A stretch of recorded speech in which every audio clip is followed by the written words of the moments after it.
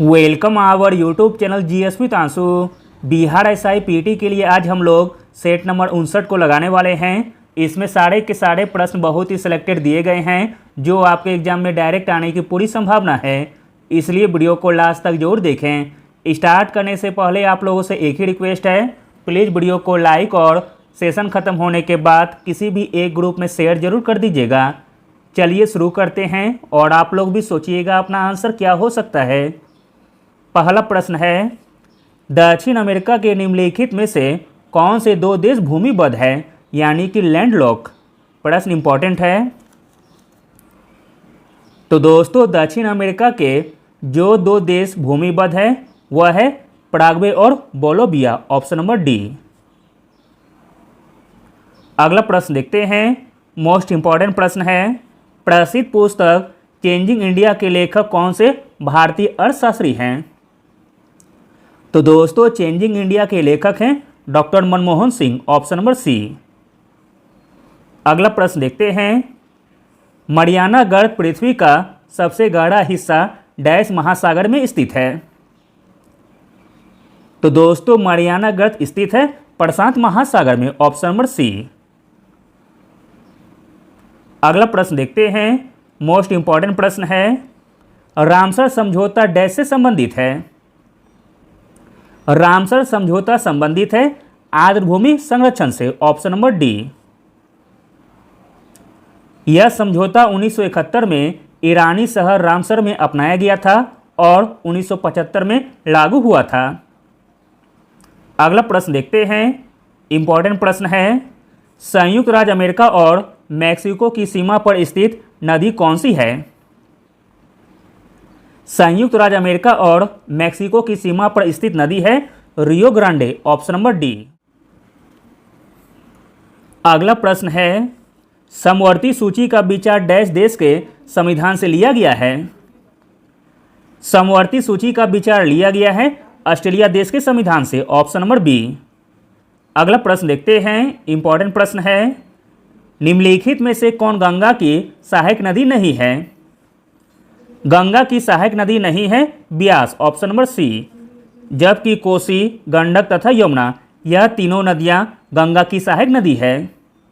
अगला प्रश्न देखते हैं, मोस्ट इंपॉर्टेंट प्रश्न है, फुमडी नामक तैरते द्वीपों की श्रृंखला निम्न में से किसकी एक विशेषता है। फुमडी नामक तैरते द्वीपों की श्रृंखला एक विशेषता है लोकटक झील की, ऑप्शन नंबर डी। लोकटक झील पूर्वोत्तर भारत की सबसे बड़ी ताजे पानी की झील है। यह झील मणिपुर के मोरांग में स्थित है। अगला प्रश्न देखते हैं, मोस्ट इंपॉर्टेंट प्रश्न है, भारत चीन युद्ध के बाद भारत पाकिस्तान युद्ध के कारण कौन सी पंचवर्षीय योजना विफल रही। तो दोस्तों विफल रही थी तीसरी पंचवर्षीय योजना, ऑप्शन नंबर सी। तीसरी पंचवर्षीय योजना जिसका कार्यकाल 1961 से लेकर 1966 तक था। इसका उद्देश्य भारत की अर्थव्यवस्था को आत्मनिर्भर और स्व उत्पादक बनाना था। अगला प्रश्न देखते हैं, इंपॉर्टेंट प्रश्न है और कई बार पूछा गया है एग्जाम में, निम्नलिखित में से किस देश को हजारों झीलों की भूमि कहा जाता है। हजारों झीलों की भूमि कहा जाता है फिनलैंड को, ऑप्शन नंबर डी। अगला प्रश्न देखते हैं, दक्षिण अमेरिका का सबसे दक्षिण बिंदु है। दक्षिण अमेरिका का सबसे दक्षिण बिंदु है केप हॉर्न, ऑप्शन नंबर ए।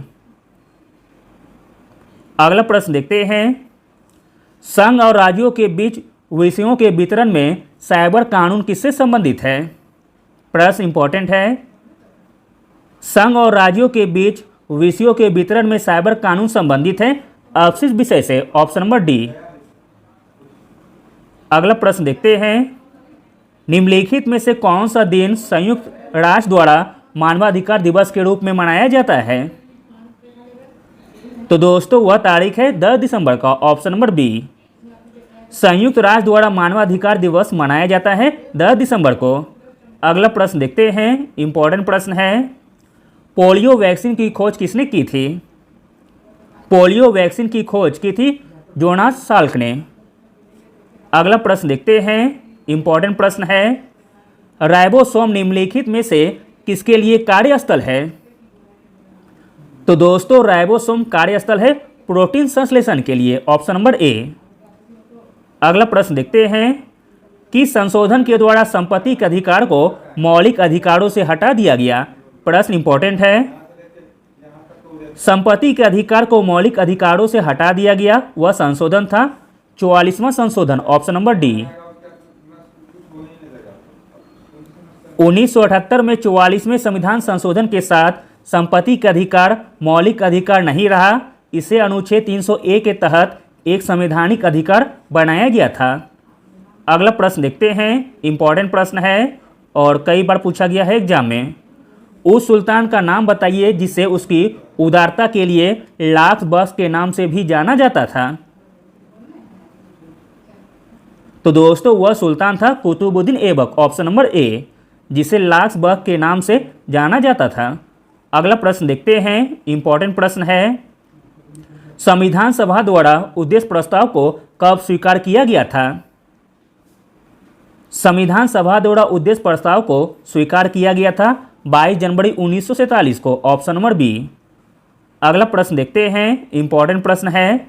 रामसर स्थलों के अनुसार भारत में कुल कितने आर्द्र भूमियां हैं? रामसर स्थलों के अनुसार भारत में अभी कुल आर्द्र भूमियां हैं 75, ऑप्शन नंबर सी। अगला प्रश्न देखते हैं, मोस्ट इंपॉर्टेंट प्रश्न है। महाराजा धीराज की उपाधि धारण करने वाला प्रथम शासक कौन था? महाराजा धीराज की उपाधि धारण करने वाला प्रथम शासक था चंद्रगुप्त प्रथम, ऑप्शन नंबर बी। अगला प्रश्न देखते हैं, इंपॉर्टेंट प्रश्न है। किस गवर्नर जनरल ने भारत में सती प्रथा और भ्रूण हत्या की प्रथा को समाप्त कर दिया था? तो दोस्तों वह गवर्नर जनरल थे Lord William Bentinck, option number D. Lord William Bentinck ने 1828 से लेकर 1835 के बीच गवर्नर जनरल के रूप में कार्य किया था। उसने सती प्रथा का उन्मूलन, ठगों का दमन, कन्या भ्रूण हत्या की रोकथाम जैसे सामाजिक सुधार किए थे। अगला प्रश्न देखते हैं, इंपॉर्टेंट प्रश्न है। साइमन कमीशन किस वर्ष भारत में प्रथम बार आया था? साइमन कमीशन भारत में प्रथम बार आया था 1928 में और इसका नियुक्ति हुआ था 1927 में। अगला प्रश्न देखते हैं, मोस्ट इंपॉर्टेंट प्रश्न है। वंदे मातरम का अंग्रेजी में अनुवाद किसने किया था? वंदे मातरम का अंग्रेजी में अनुवाद किया था अरबिंदो घोष ने, ऑप्शन नंबर सी। अगला और अंतिम प्रश्न देखते हैं। एशियाई कुश्ती चैंपियनशिप 2023 में भारत का पहला स्वर्ण पदक किस खिलाड़ी ने जीता? एशियाई कुश्ती चैंपियनशिप 2023 में भारत का पहला स्वर्ण पदक जीता है अमन सहरावत ने, जो कि कुश्ती से संबंधित है। अमन सहरावत ने कजाकिस्तान के अस्ताना में एशियाई कुश्ती चैंपियनशिप 2023 में भारत का पहला स्वर्ण पदक जीता है। Thank you.